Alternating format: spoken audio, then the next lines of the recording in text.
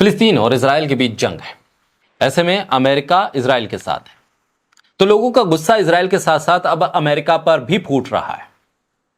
फिलिस्तीन इसराइल की जंग के बीच अमेरिकी सैन्य बेस को भी अब निशाना बनाया जा रहा है, टारगेट किया जा रहा है, क्योंकि आसपास के कई देश जहां जहां अमेरिका के सैन्य ठिकाने हैं, अमेरिकी सैन्य बेस हैं, वहां पर लोग हमले कर रहे हैं। कई देश जहां पर अमेरिका के ये सैन्य बेस हैं, वहां पर अमेरिकी सेना भी है, जिसको गुस्से का सामना करना पड़ रहा है, क्योंकि अमेरिका ने सीधे तौर पर इसराइल का साथ देने की बात कही है, जिसका दुनिया भर में विरोध हो रहा है। कुछ लोग प्रोडक्ट जो अमेरिका के हैं या इसराइल के हैं उसका बाइकआउट करके विरोध जता रहे हैं, कुछ लोग प्रोटेस्ट करके विरोध जता रहे हैं, और कहीं पर तो अमेरिका के सैन्य बेस को भी निशाना बनाया जा रहा है। क्या यह आने वाले वक्त में किसी बड़ी जंग की आशंका है? क्योंकि अब रूस भी सामने आ गया है। रूस भी कह रहा है कि हमने भी तैनात कर दी अपनी मिसाइलें, वक्त पड़ने पर इस्तेमाल किया जा सकता है। बोलता हिंदुस्तान पर मैं हूं आपके साथ मिर्जा शाकिर अली बेग। 2 दिन में 2 बार अमेरिका की सैन्य बेस पर हमले हुए। इससे पहले इराक में अमेरिकी सैन्य बेस पर हमला हुआ, वहीं सीरिया में भी अमेरिकी सैन्य बेस पर हमला हुआ। जंग के बीच अमेरिकी सैन्य बेस को निशाना बनाया जा रहा है। सीरिया में यूएस सैन्य बेस पर जोरदार हमला हुआ। हमले के बाद हर तरफ आग के गोले दिखाई दे। कोनिको सैन्य बेस पर मिलिशिया ने हमला कर दिया। अब आशंका जताई जा रही है कि यह एक बड़ी जंग का रूप ले सकता है। वहीं रूस ने भी ब्लैक सी में किंजल हाइपरसोनिक मिसाइल तैनात कर दी।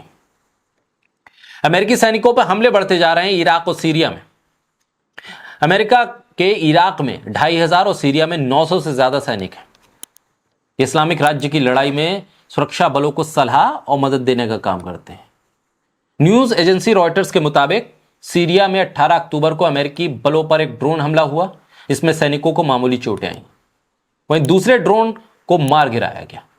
इससे पहले भी इराक में अमेरिकी सैन्य पर ड्रोन से हमले हुए हैं, जिन्हें सैनिकों ने विफल किया। 19 अक्टूबर को पश्चिम इराक के एन अल सईद हवाई बेस पर ड्रोन और रॉकेट से हमले हुए। यहां अमेरिका और कई अंतर्राष्ट्रीय बलों के सैन्य अड्डे हैं। इसके अंदर कई धमाकों की आवाज आई।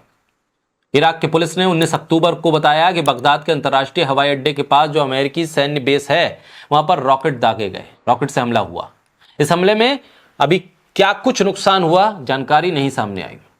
अमेरिकी रक्षा विभाग के प्रमुख, पेंटागन के प्रवक्ता ब्रिगेडियर जनरल पैट्रिक राइडर ने भी 19 अक्टूबर को यह बताया कि हां, अमेरिका में जो सैनिक हैं अमेरिका के इराक में, उन पर हमला हुआ है, हमले की पुष्टि की है। ऐसे में अमेरिका के लिए मुश्किल दो तरफा है। अमेरिका के भीतर भी लोग प्रोटेस्ट कर रहे हैं और अमेरिका के सैनिक जहां जहां हैं वहां पर भी इस तरह के हिंसक प्रोटेस्ट हो रहे हैं। इजरायल और फिलिस्तीन युद्ध के बीच तनाव बढ़ा है, जिसके चलते अमेरिकी राष्ट्रपति जो बाइडेन पिछले 2 हफ्तों से 9 सैनिक बलों को मध्य पूर्व भेज रहे हैं। इसमें 2 एयरक्राफ्ट कैरियर, वॉरशिप और करीब 2000 सैनिक शामिल हैं। 9 सैनिक हैं। फिलिस्तीन के समर्थन में खड़े रूस ने हाइपरसोनिक मिसाइलें तैनात कर दी हैं। पुतिन ने हाइपरसोनिक मिसाइलों से लैस लड़ाकू विमानों को काला सागर में तैनात करने का आदेश दे दिया है। काला सागर में एक बार फिर तनाव बढ़ सकता है। और ये मिसाइलें कब तैनात हुई? जब चीन के राष्ट्रपति शी जिनपिंग से पुतिन की मुलाकात हुई। यानी रूस और चीन फिलिस्तीन के साथ हैं, अमेरिका के हर कदम पर नजर रखे हुए हैं। किंजल मिसाइलों से लैस मिग 31 विमानों को काले सागर में भेज दिया है।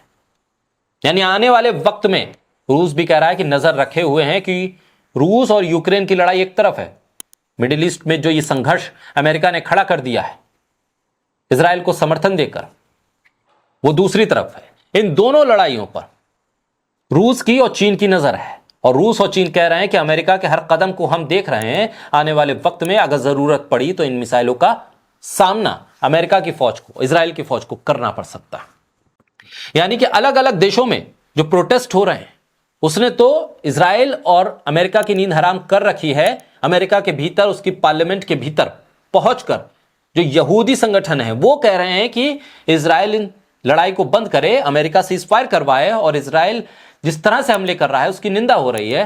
तो वहीं अमेरिका के राष्ट्रपति इजराइल के साथ खड़े हैं, इसलिए अमेरिका में भी उनका विरोध शुरू हो गया। जो स्टेटमेंट वो दे रहे हैं, कहा जा रहा है कि जॉर्ज बुश होते तो वो भी इतने खतरनाक स्टेटमेंट नहीं देते।